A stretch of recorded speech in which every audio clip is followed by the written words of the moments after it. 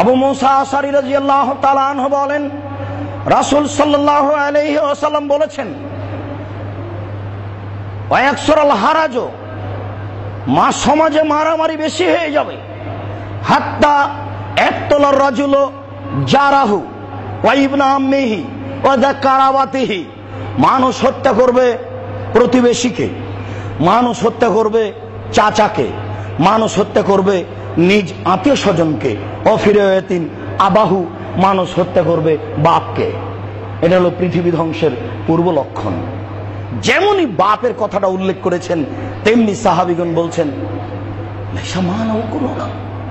বলে মানুষ বাপকে হত্যা করতে পারে, মানুষ চাচাকে হত্যা করতে পারে, সেই সময় থেকে আমাদের বিবেক থাকবে না? এটা সাহাবীদের জিজ্ঞাসা। মান লাইসা লাইসা মান অকুল না, সেদিন আমাদের বিবেক থাকবে না? কেমন কথা বলছেন আপনি যে মানুষ চাচাকে হত্যা করবে, বাপকে হত্যা করবে, আত্মীয় স্বজনকে হত্যা করবে? এটা কেমন কথা হলো? তখন আল্লাহ রাসূল বলছেন, লা, না, তুনজা অকুল আকসার জালেকা জামান, ওই সময়ে প্রায় মানুষের বিবেককে তুলে নেওয়া হবে। বলেন আপনার প্রিন্সিপাল কি করতে পারে? বলেন আমরা ভাইস চ্যান্সেলর কি করতে পারে? সেও সুযোগ পেলে নারী ধর্ষণ করবে, তার মানে তার কাছে বিদ্যা নেই। নারী দিয়ে চলে বেশি নাম্বার। কলেজ বিশ্ববিদ্যালয়ের নাম্বার কি দিয়ে বেশি চলে? নারী দিয়ে। ওই ছাত্রী খুব তেজি ছাত্রী, নাম্বার পায়নি। আরে পচা ছাত্রী সবার চেয়ে বেশি নাম্বার। বুঝা গেল না ব্যাপারটা কি? আপনি কোথায় হাত দিবেন, যেখানে যাবেন এটাই। এটা আল্লাহ রাসূলের বলা কথা। তিনি বলে গেছেন মানুষকে সতর্ক করার জন্য, সাবধান থাকো ওই সময়ে। দেখুন এবার সাহাবী বলছেন, এখনো এই হাদিসের অংশ শেষ হয়নি। তারপর আল্লাহ রাসূল বলছেন, হ্যাঁ থাকবে না বিবেক, মানুষের বিবেক তুলে নেওয়া হবে। ওয়ায়াখলুফু লাহু হাওয়া মিনান নাস, আর বোকা মানুষ মানুষের নেতৃত্ব দিবে। যারা সমাজে নেতৃত্ব দেবে, যে কোনো স্তরে, যত স্তর আছে, মেডিকেল হোক আর জেল হোক, জেল সুপার, মেডিকেল সুপার, বড় ডাক্তার লন্ডন থেকে পড়াশোনা করে এসেছে, ও আস্ত জালেম, ওর বদের শেষ নাই, ও চিকিৎসাই করেনি, 4-5টা পরীক্ষা দিয়েছে, কিছুই মুখের কথা বলেনি, বলছে 1000 টাকা। ওই 1000 টাকা নিয়ে নিল গরিব মানুষটার কাছ থেকে, একটু ভাবলো না, একটু চিন্তা করলো না।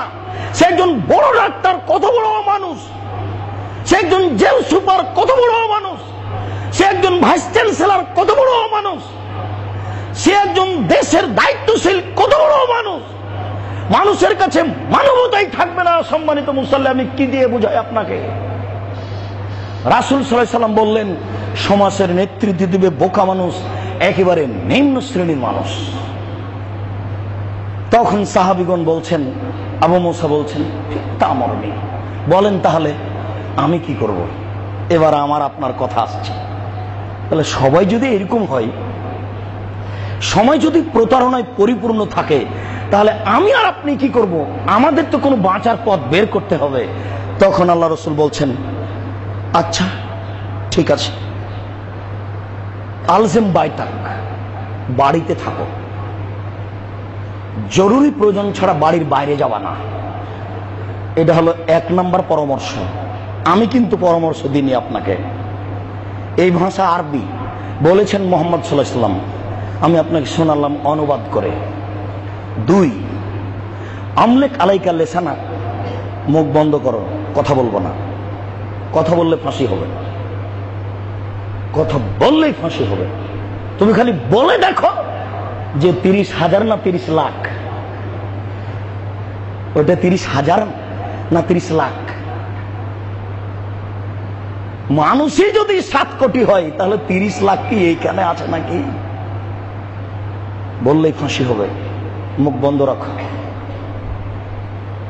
3, খুজমা তারিফো দামা তুনকেরো, বিবেচনা করে যেটা ভালো লাগছে শুধু সেটা নিবা, আর একটু যেখানে অস্পষ্ট হচ্ছে সেটা ছেড়ে দিবা।